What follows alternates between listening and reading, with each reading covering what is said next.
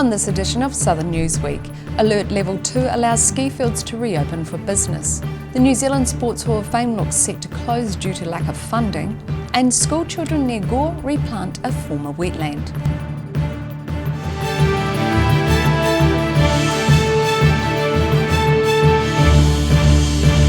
Kia ora, I'm Melissa Barton. Queenstown's two ski fields reopened after a 3-week COVID-19 hiatus. On the first day of being open again, about 2,000 skiers and snowboarders visited either the Remarkables or Coronet Peak ski fields, which had received a top-up of snow earlier in the week. Thanks to much of New Zealand going down to Alert Level 2, ski fields such as Coronet Peak and the Remarkables have been able to reopen again for snow lovers to enjoy the slopes. It's like starting a new season all over again. I had that little bit of anxiety that I could remember how to do it, but no, it's good to be out there in the fresh air and enjoying some good snow. Paul Anderson is chief executive of the two ski fields and says while they've lost some good snow during the warm weather over lockdown, more arrived earlier this week, and there's the promise of extra snow still to come. You know, we've got 5.5 weeks of skiing still to go, and spring usually brings some fantastic conditions and some lovely, mid-morning to mid-afternoon skiing. So, yeah, just looking forward to getting back into it. Coronet Peak is set to close on the last weekend of this month, while the Remarkables stay open until mid-October. Near Queenstown, the south today. During lockdown, Dunedin business owners were saying they couldn't wait for customers to return. But under Alert Level 2, some restaurants are having to significantly limit the numbers of diners they can have at one time. Staff of restaurants such as Dunedin's Etrusco have been allowed back to get the eateries ready for when they open for business tonight.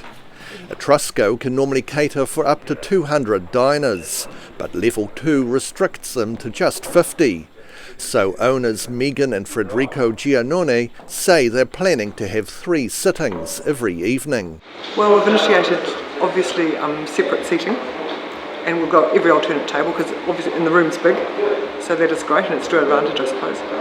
And we're having table sittings as well, 5:30, 7 and 8:30, allowing 1.5 hours per table.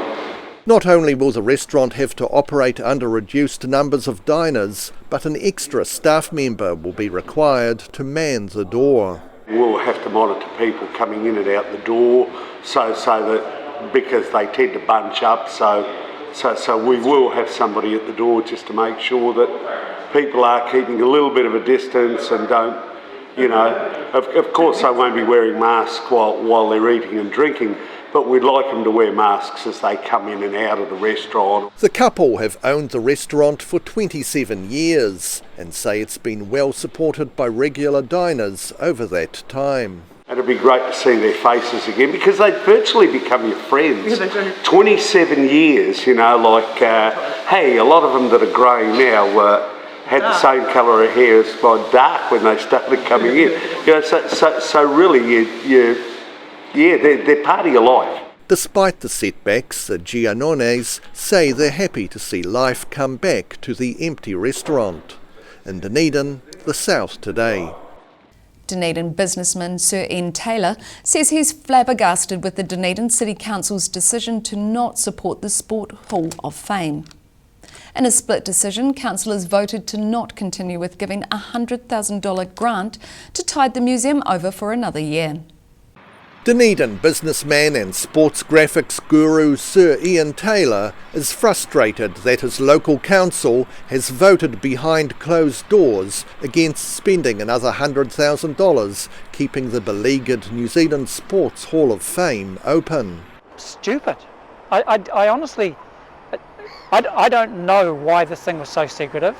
We've been working on ideas to turn this into a really spectacular Hall of Fame for the entire country and have it based here in our city.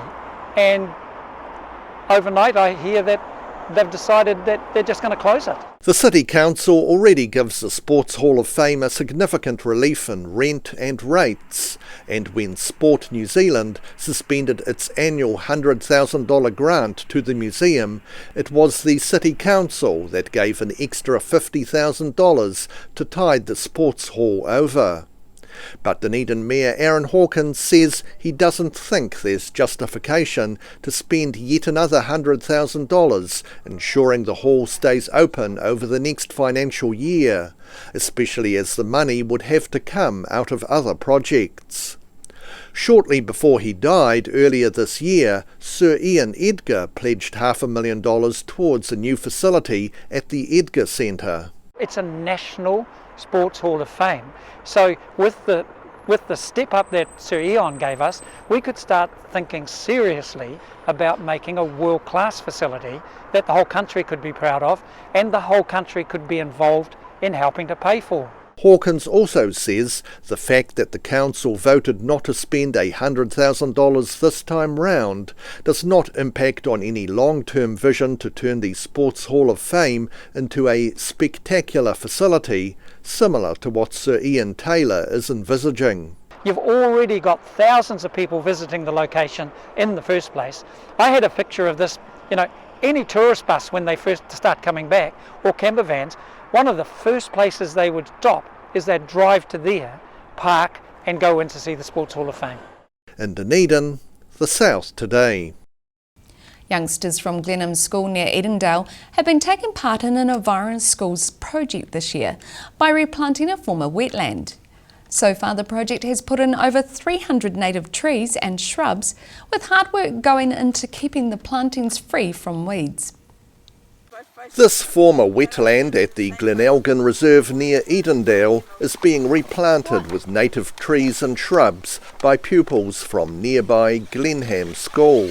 The youngsters are now clearing away grass and weeds from the 300 or so planted shrubs as part of an Enviro Schools project which has given the pupils a chance to learn to identify different native species. Harakiki.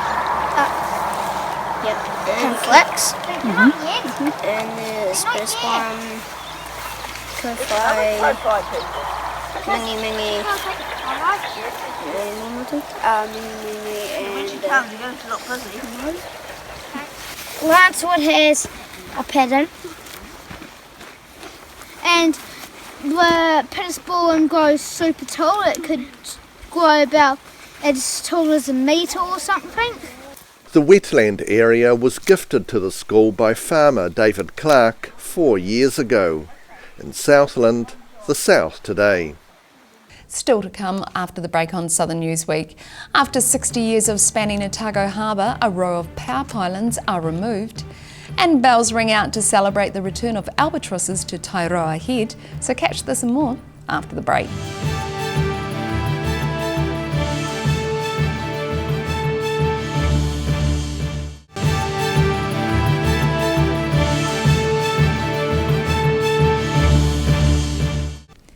Welcome back. Some of the high voltage power lines that span from Port Chalmers to Portobello for over 60 years have been removed.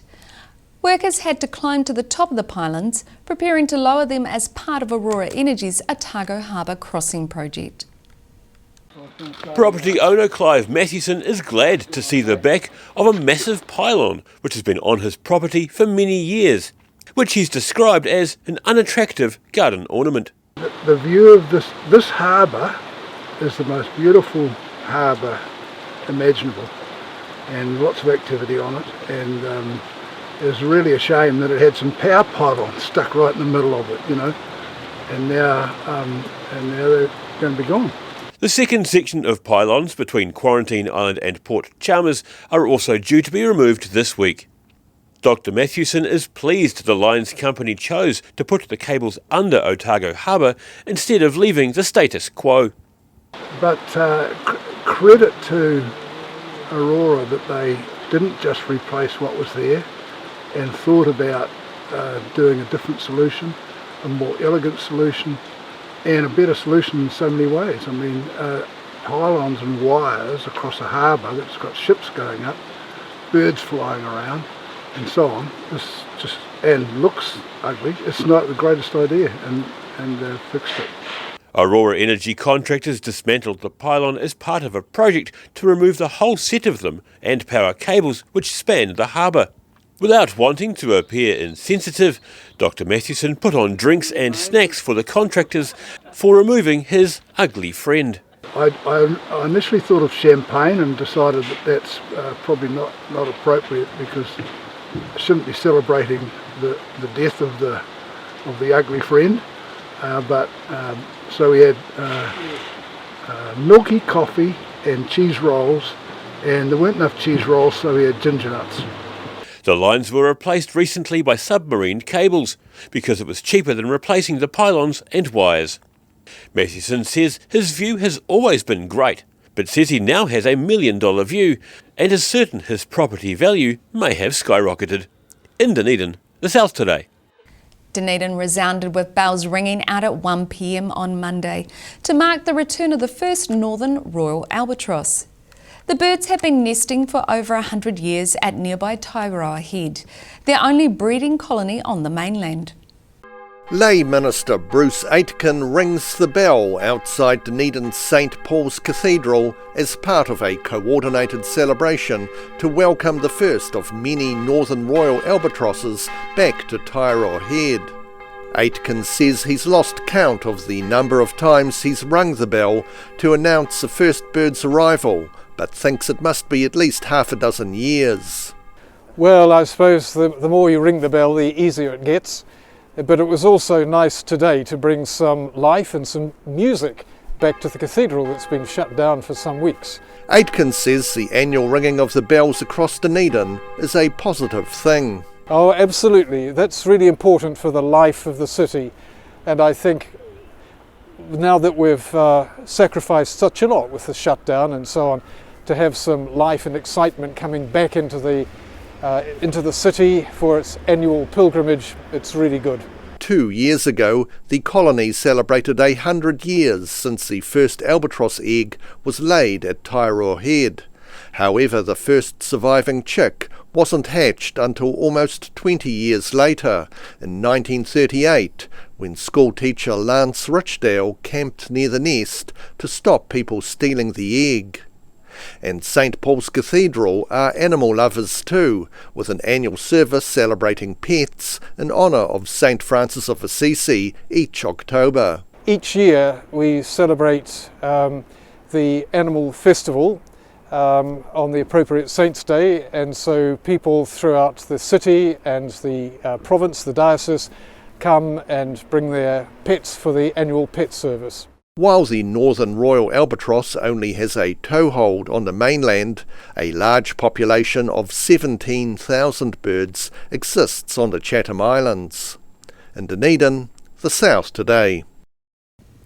September the 10th was World Suicide Prevention Day, a day on which people bereaved by suicide, plus supporters, campaign to save others from the grief they know too well.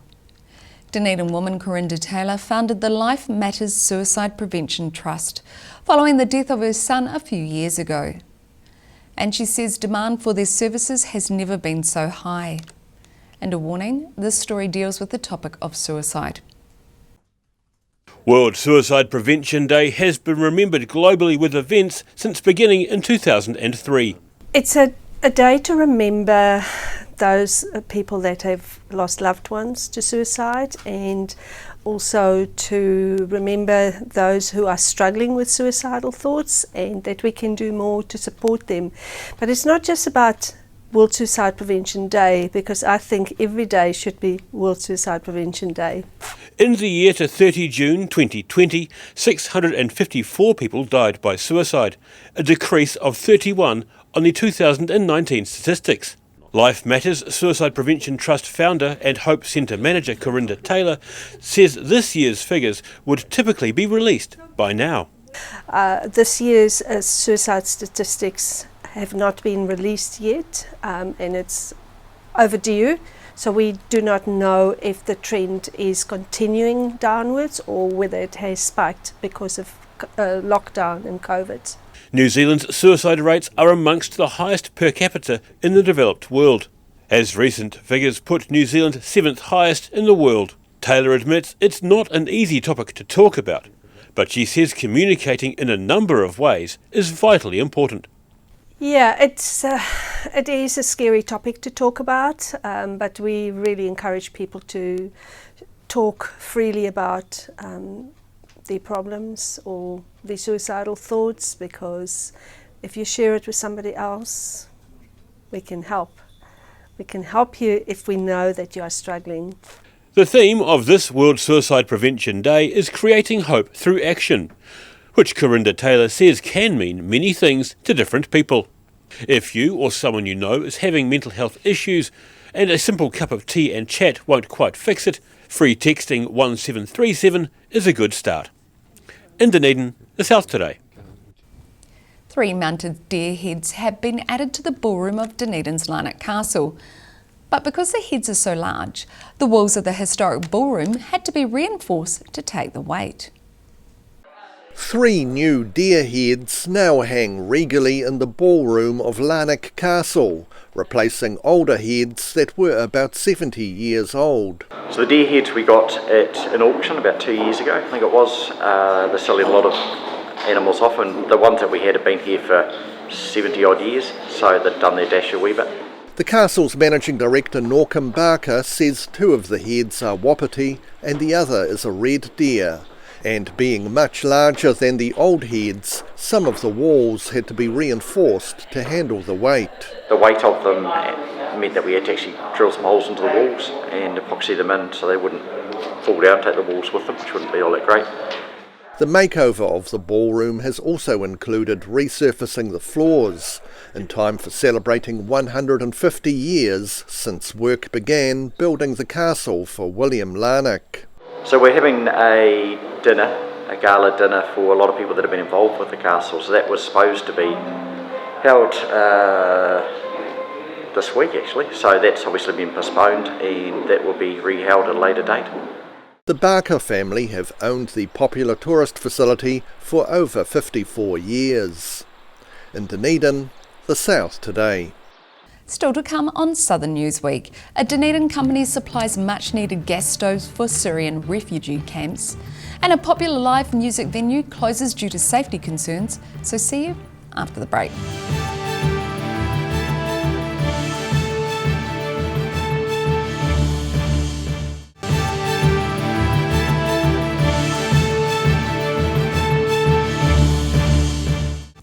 Thanks for staying with us. School children and kapahaka groups across the country sang and performed Māori songs at midday Tuesday in a coordinated celebration of the Māori language. One of the schools taking part was Grants Braes School in Dunedin. The Dun whānau of Cromwell are bringing up 2-year-old Te Ariki Koha and 10-month-old Whiu Tamati in a bilingual whare, using both English and Te Reo Māori. We know the importance of knowing our language and our heritage and how it really builds courage and confidence. So yeah, that's something that we want to build in our children, is courage and confidence. Josh Dunn grew up in Northland, where he says conversations in Te Reo Māori are quite commonplace. But his wife Sarah Dunn says despite growing up under a Māori mother, there were few opportunities for conversations in Te Reo in rural Taurus. She says they're beginning small with their tamariki. Yes, we started learning individual words. So like table is tepu, and kai, everyone knows kai is food, wai is for water.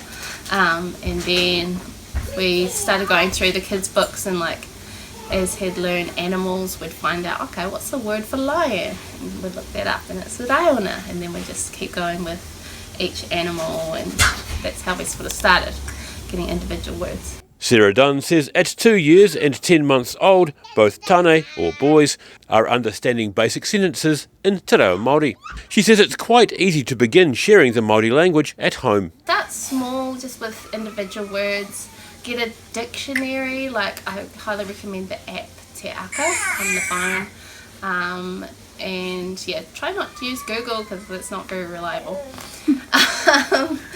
And yeah, just use it in your everyday life. You don't have to go through proper formal structures of grammar and stuff, but just using words that you'll use every day, you're more likely to remember it. She says giving it a go and not being whakamā or shy about it is a great way to share te reo Māori. Tātou, tātou. Ki te reo, or in Cromwell, the South Today.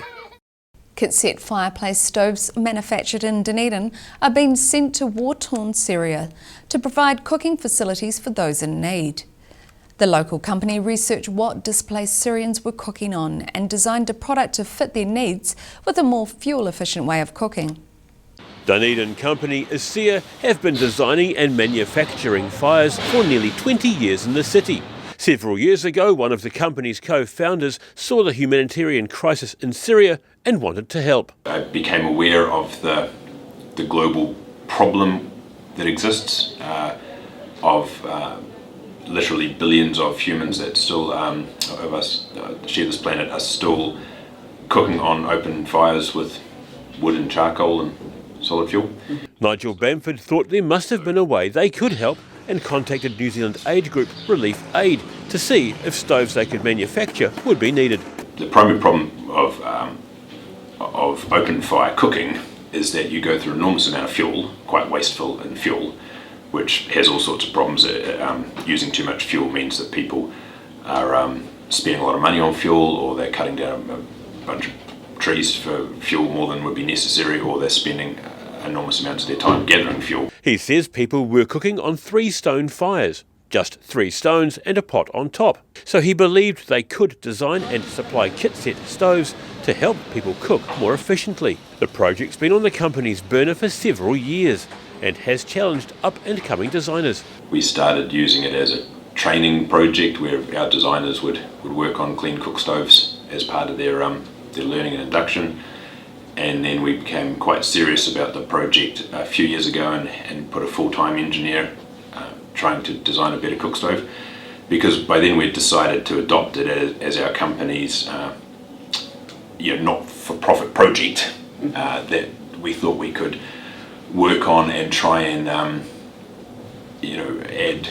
have a positive impact over decades. It's a project we just want to get better and better and better at, really. He says their stove is practically smoke-free, providing health and environmental benefits. ASEA set up the concept as a not-for-profit program and called the stoves Fire for Life. The first shipment of 400 was sent about 6 months ago, and another is due to be sent in November. In Dunedin, the South Today. The Dunedin live music scene has been dealt another blow with the closure of a popular student bar near campus. Starters Bar was bought by the Otago University Students Association in 2018, but is now shut due to safety concerns. Formerly known as the Oriental, Starters Bar was bought by the Otago University Students Association 3 years ago to provide students a safe place to drink and enjoy live music.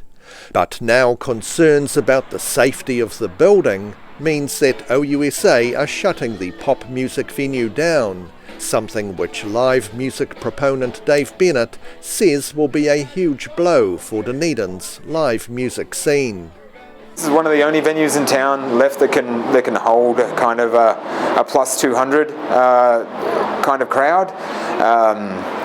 Before you jump up to our bigger venues like the town hall and so on.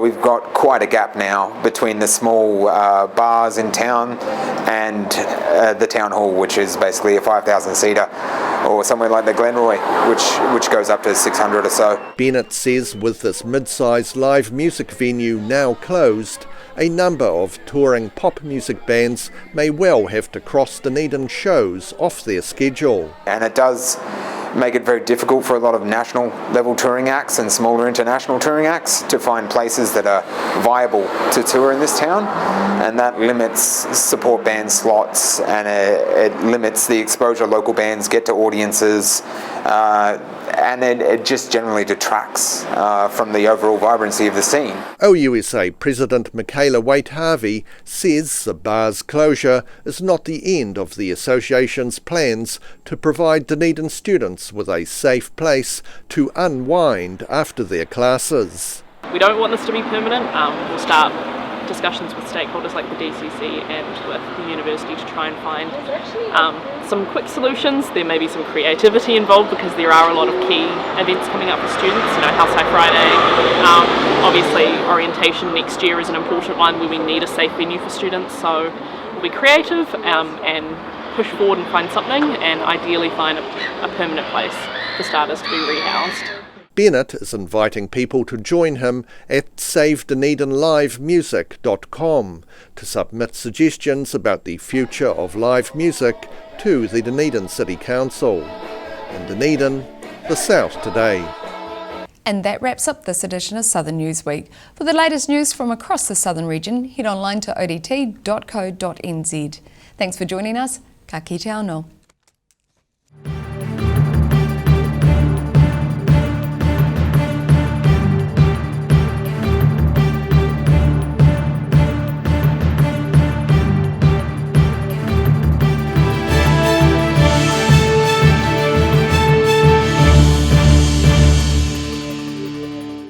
Supporting local content so you can see more of New Zealand on air.